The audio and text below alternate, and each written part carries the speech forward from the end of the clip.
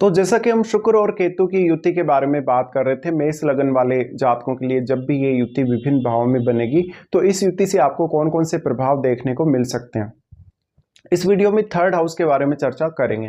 Third house यानी आपके मिथुन राशि में अगर शुक्र और केतु स्थित हैं तो आप इस युति को कैसे जज कर सकते हैं अपने लिए। देखिए यहाँ पे काफी सारे इंपैक्ट आपको देखने को मिलेंगे। जब भी केतु किसी भी ग्रह के साथ स्थित होते हैं तो वो उस हाउस की एनर्जी को भी एब्जॉर्ब करते हैं और उस ग्रह से रिलेटेड एनर्जी को भी अपने अंदर समा लेते हैं। तो केतु यहाँ पर कितना ज्यादा इंपैक्ट डाल पा रहे हैं आपके शुक्र पर, ये आपको सबसे पहले समझना होगा। हो सकता है यहाँ आपके शुक्र वक्री हो। अगर शुक्र यहाँ वक्री हो जाते हैं उस केस में सर्वाधिक प्रभाव पड़ेगा केतु का। और अगर शुक्र वक्री नहीं है, शुक्र यहाँ पे बली है, अच्छी स्थिति में है, क्योंकि वो वैसे तो अपने फ्रेंडली साइन में है और यहाँ शुक्र को हम काफी अच्छा मानेंगे अगर वो वक्री नहीं है तो। इसके साथ साथ आपको यहाँ बुध को देखना पड़ेगा। बुध यानी यहाँ दोनों के डिस्पोजिटर बनते हैं। अगर बुध की स्थिति काफी अच्छी हुई तो फिर कुछ हद तक आप अगर शुक्र को इम्प्रूव कर लें यहाँ पे तो ज्यादा अच्छा कर सकते हैं। बट क्या वास्तव में आपको शुक्र की रेमेडी यहाँ करनी चाहिए या नहीं करनी चाहिए, या आपके ओवरऑल कुंडली पर ही डिपेंड करेगा। क्या आपको शुक्र को मजबूत करना चाहिए, ये सब अपना कुंडली एनालाइज करने के बाद ही आपको पता लग सकता है। लेकिन यहाँ अगर शुक्र वक्री हो तो आपको रेमेडी फॉलो नहीं करनी चाहिए। अगर आपका शुक्र से रिलेटेड प्रोफेशन हो तो आपको प्रोफेशन वाइज काफ़ी सारी दिक्कतें आएंगी। थर्ड हाउस आपके खुद के एफर्ट का है और शुक्र अगर थर्ड हाउस में बैठता है तो शुक्र से रिलेटेड एफर्ट आपको करने हैं लाइफ में। और आपको गीत संगीत में, क्रिएटिविटी से रिलेटेड या किसी भी प्रकार के अन्य जो कार्य हैं उनमें कहीं ना कहीं ऐसा जो शुक्र है अगर केतु के साथ स्थित होगा तो यहाँ केतु काफ़ी ज़्यादा कमी उत्पन्न करेंगे। कमी उत्पन्न करने की वजह से आपके लिए काम करना आसान नहीं होगा, धन लग्जरी हासिल करना आसान नहीं होगा। धन लग्जरी से रिलेटेड गलत फैसले होंगे, रिलेशनशिप से रिलेटेड गलत फैसले होंगे और काफ़ी सारी अन्य कमियां भी आपकी लाइफ में उत्पन्न होंगी। तो यहाँ पे ऐसा नहीं है कि सारे के सारे जो रिजल्ट हैं वो हमेशा नेगेटिव ही होंगे।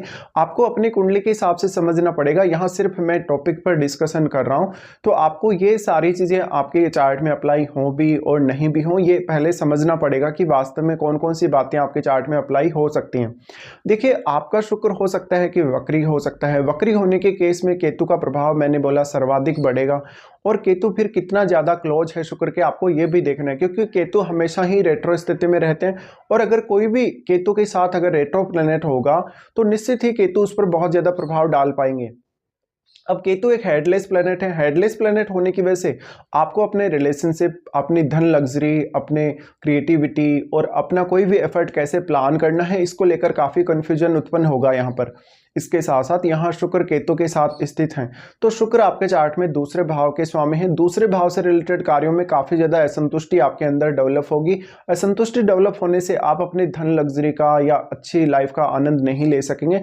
हालांकि ऐसा नहीं कि आपके पास धन लग्जरी नहीं होगी या ऐसो आराम नहीं होगा लाइफ में, लेकिन क्योंकि केतु शुक्र के साथ स्थित होने की वजह से उन चीज़ों में बहुत ज़्यादा कमी डेवलप की है यहाँ पर। और कमी डेवलप होने की वजह से आपको काफ़ी सारे इश्यूज का सामना यहाँ करना पड़ सकता है। हालांकि आप बहुत अच्छी लाइफ जी रहे हैं, बहुत कुछ आप अचीव किए हैं लाइफ में धन लग्जरी को, लेकिन उसके बावजूद भी कहीं ना कहीं आपको काफ़ी सारे ऐसे इश्यूज देखने को मिलेंगे। और यहाँ पर अगर आप कोई भी ब्लाइंडली गलत फैसला कर लें अपने लिए तो आपको इश्यू और भी ज़्यादा बढ़ सकते हैं। तो यहाँ पे आपको ये सब समझने की ज़रूरत है।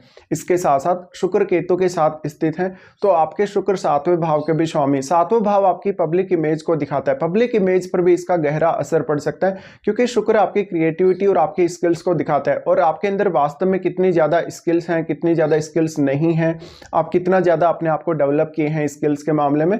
ये सब लोगों को हालांकि जज करना आसान नहीं होगा। यहाँ पर लोग आपको अच्छे से जज नहीं कर पाएंगे और आप खुद भी अपनी जो शुक्र से रिलेटेड क्वालिटीज हैं उनको अच्छे से जज नहीं कर पाएंगे। तो यहाँ पर आपको ये सब समझना पड़ेगा अपने चार्ट के हिसाब से और उसके बाद ही आपको यहाँ आगे बढ़ना पड़ेगा। अगर यहाँ पर अच्छे से आप जज नहीं कर पाते हैं तो आपको काफ़ी सारे इश्यूज यहाँ देखने को मिल सकते हैं। शुक्र और केतु की युति मुख्य रूप से अब रिलेशनशिप के लिए भी बहुत ज़्यादा आपको असंतुष्टि देगी और जीवन साथी के साथ भी काफ़ी ज़्यादा मतभेद उत्पन्न करेगी। तो शुक्र और केतु की ये युति जीवन साथी के साथ आपको बेहद असंतुष्टि दे सकती है। आप अपने जीवन साथी को कैसे ट्रीट करेंगे इसमें आपको काफ़ी सारे इश्यूज दे सकती है। इसके साथ साथ कहीं ना ना कहीं आपको जीवन साथी से काफ़ी ज़्यादा डिटेच कर सकती है। लेकिन मुख्य रूप से थर्ड हाउस है वो आपकी खुद की क्वालिटीज़ का, आपके खुद के एफर्ट्स का है, आपकी खुद की क्रिएटिविटी या खुद की जितनी भी आपकी स्किल्स हैं। ज़रूरी नहीं कि वो शुक्र से रिलेटेड ही स्किल्स हैं, बाकी आपका कम्युनिकेशन भी है, आपकी अदर स्किल्स भी हैं या आपकी रुचि भी है किसी भी पर्टिकुलर फील्ड में। मान लो आपकी रुचि है पढ़ने लिखने को लेकर, सीखने को लेकर, या क्रिएटिव फील्ड भी हो सकता है। तो उन मामलों में काफ़ी ज़्यादा कमी डेवलप होगी, और कमी डेवलप होने से वास्तव में आप अपने लिए कैसे प्लानिंग करेंगे, इसको लेकर आपको मुख्य रूप से दिक्कतें आएंगी।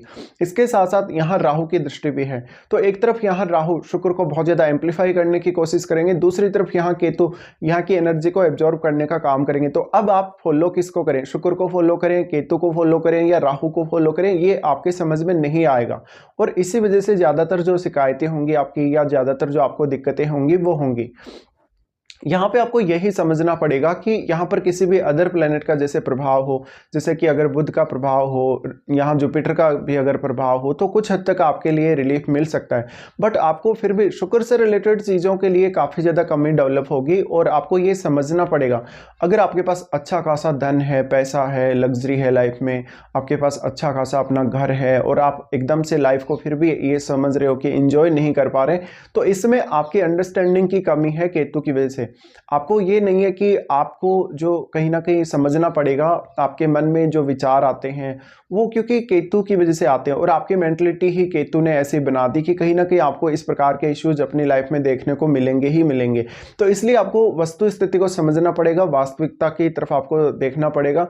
अगर आप अपनी वास्तविक स्थिति को नहीं समझ पाते हैं, अगर आपको कोई समझाए उसके बावजूद भी अगर आप गलत फैसले लेते हैं, तो इस कंजक्शन की वजह से आप अपने धन लग्जरी से तो डिटेच हो ही जाएंगे। आप अपनी लाइफ में बहुत सारे गलत फैसले लेके और बहुत सारे इश्यूज भी डेवलप कर लेंगे। बहुत सारे जो दिक्कतें हैं आपको ज़्यादातर रिलेशनशिप को लेकर आएंगी। जीवन साथी के साथ भी आप अक्सर संतुष्ट नहीं होंगे, जीवन साथी के साथ काफ़ी सारे इश्यूज आपको देखने को मिलेंगे, और जीवन साथी के साथ आपकी जो अंडरस्टैंडिंग है वो भी प्रॉपर नहीं होगी इस वजह से। तो हमेशा आप इस वजह से अपने जीवन साथी को ब्लेम करते हुए नजर आ सकते हैं। जीवन साथी के साथ काफ़ी ज़्यादा अंडरस्टैंडिंग में प्रॉब्लम्स आ सकती हैं।